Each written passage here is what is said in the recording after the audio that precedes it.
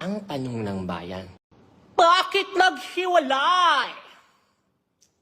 Eto palang si lalaki. Lalaki na lang tayo, baka malibel eh. Siyempre, di ba? Eto palang si lalaki.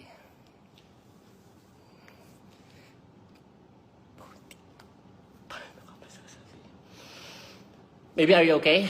You okay there? Okay. MKO. Okay, KO, okay. Eto palang si lalaki. Ako, hindi daw babae yung magiging third party. Daw ha. Ni lalaki. Ay lalaki din. Nachismis lang sa akin ha. Huwag na lang sana ipakalat sa iba.